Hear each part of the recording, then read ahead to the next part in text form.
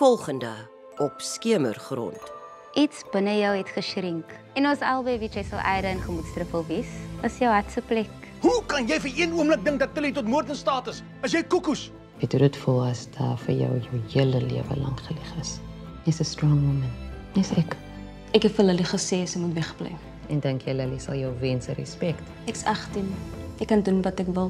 As ek net in die mornings verkoop, gaan ek nie genoeg geld maak om die rental van my stalletjie te cover nie. Ek kan nie op my business uitmis nie.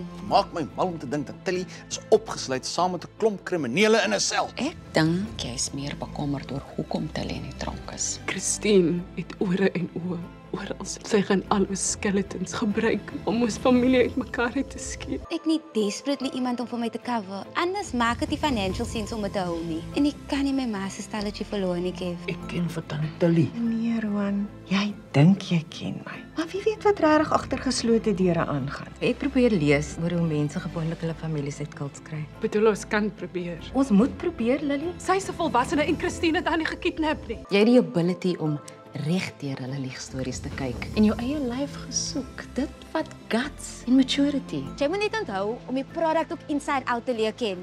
Ek weet next to nothing van blomme af, maar ek beloof ek leer baie vinnig. Sy het verseker nie my pa vermoor nie. Sy is nie die tipe mens wat vir die polisie sal jok nie. Nee, sy is desperaat. Sy probeer die regte moordenaar beskerm.